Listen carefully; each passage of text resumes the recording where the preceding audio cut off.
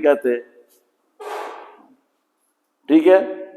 جس وقت آپ یا کہیں گے تو پھر آپ اس کو چینج کر لیتے ہیں، ٹھیک ہے، عامل آ گیا. اچھا جی، جب آپ یہ کریں گے تو عبدو سے عبدا ہو جائے گا. یا عبد اللہ، یہ کس نے کیا ہے؟ ندا نے. یا نہ کہو، ندا نے کیا، ٹھیک ہے. تو یہ ہوگا یا عبد اللہ. یہ بات یاد رکھنی ہے. یا عبد الرحمن، یا ابا عبد اللہ. میں ایسے کہوں گا ابو عبداللہ، ٹھیک ہے. کئی تو خیر وہ ابو عبداللہ بھی کہتے رہتے ہیں، تو ہمارا اپنا پھر اللہ کا آسرا ہے نا. ٹھیک ہے. تو یہ چھوٹے چھوٹے نقطے ہیں جو میں ون بائی ون کر کے آپ کے سامنے رکھتا ہوں. تھوڑا سا اور گہرائی میں جاتے ہیں انہی چیزوں کو لے کے. تو یہ ہم نے پڑھ لیا. اسمی مضاف مضاف الیہ بن کے مرکب اضافی ہے. اس مسم کا مرکب اضافی ہے مضاف مضاف الیہ مل کر، ٹھیک ہے. تو عبداللہ مرکب اضافی ہے مضاف مضاف الیہ بن کر، ٹھیک ہے، مل کر. تو اب ہم ان کو لیتے ہیں یا سیدی اسمی عبداللہ. ایک مرکب اضافی یہ ہوا، یہ ندا میں نے کھینچ کے نیچے رکھا ہے، کوئی پوچھے نہ پھر سیدی مرکب اضافی، ٹھیک ہے. ہاں پہلے بھائی سارا کر کے آگے، میں نے بڑا جوڑ توڑ کے پورا ترتیب کے ساتھ لکھا ہوا. وہاں اکیلا اکیلا کرنے کے بعد ان کو تینوں مرکب اضافی کو اکٹھا رکھا ہے.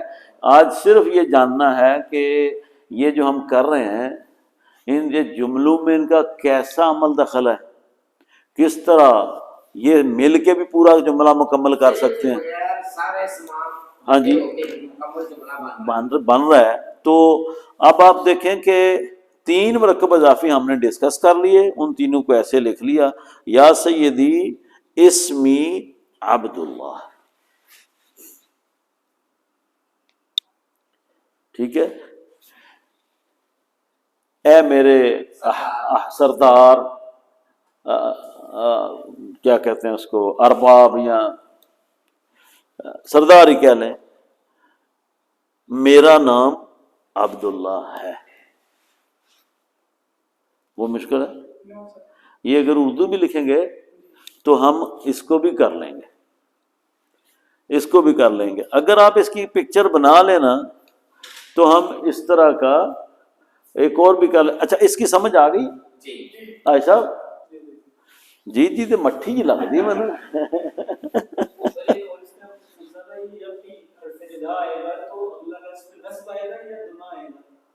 دیکھیں دونوں آئیں گے. جب اس کے آگے مرکب اضافی نہیں ہوگا، صرف میں نے کہا نا عبدو، یا عبدو ہے اصل میں. ایک ہے عبدو، وہ اس میں ضمیر آ کے مرکب اضافی ہے، وہ یا عبدو نہیں ہوگا. اسی طریقے سے عبداللہ ہے، اگر اللہ کو ہٹا دیں، عبد الرحمن سے بھی رحمان کو ہٹا دیں، پیچھے عبد رہ گیا، عبدن ہے، ٹھیک ہے. یا آگے یا عبدو کرے گا. جب مرکب اضافی کے ساتھ استعمال ہوگا تو اس کے اوپر ہی زبر آئے گی، یا عبداللہ یا عبد الرحمن. یہ حرف ندا کا کمال ہے. تو ہمارا ٹاپک تھا آج کا کہ مرکب اضافی کا حرف ندا کے ساتھ کیا کوئی تعلق شلق ہے کہ نہیں ہے. تو چھوٹا سا ہم نے جانا ہے. فردر اس کے ساتھ اور بھی چیزیں، اور اصل میں ہوگا کیا. یہاں پر میں دیکھا ہے کہ یا جو ہے وہ بڑا طاقتور ہے، یا متکلم، اس نے جی جی میں نے پہلے دن کہا تھا کہ یہ یاد بہت ضدی ہے، یہ کسی کی بات نہیں مانتی. یہ مر جاتی ہے، کبھی حذف ہو جاتی ہے، لیکن مان نہیں پاتی، کہیں نہ کہیں حذف ہو جاتی ہے. ٹھیک ہے. جیسے کہتے ہیں نا رب اجعلنی مقیم الصلاۃ، رب اغفر لی، ٹھیک ہے. یہ ربی نہیں ہے، یہ ربی نہیں ہے، یہ ربی ہے. ہاں جی جی میرے رب، آپ کیا کہہ رہے ہیں؟ حذف ہے. اے اللہ، اے میرے اللہ بنا دے مجھے، رب اجعلنی مقیم الصلاۃ، قائم کروں میں نماز. تو آپ کس کو پکار رہے ہیں؟ ندا ہے نا. اور اس کے ساتھ پھر اپنا آپ ہی آپ پیش کر رہے ہیں نا کہ میرے اللہ، رب اغفر لی، گناہ معاف کر میرے، اے میرے رب. یا رب کا ترجمہ کیا کریں گے؟ یا پھر وہ اصل میں ربی کا جو یا ہے وہ کوئی اور نہیں، اصل میں نہیں، یہی حقیقت ہے. یہ بالکل اس کے ساتھ یا ہے محذوف ہے. وہ تجویدی طور پہ اجتماع صاحب کی وجہ سے آتا ہو. جو بھی ہو، میں تو گرامر کی بات کروں گا. وہاں انہوں نے بھی بڑا ماسٹر کام کیا ہوا ہے کہ وہ وہاں پہ رہ کے بغیر ترجمے کے انہوں نے پرفیکٹ کام ہے تجوید کے اعتبار سے پڑھنا. لیکن آپ اس اعتبار سے بھی جانیں، ٹھیک ہے نا، کہ ہے،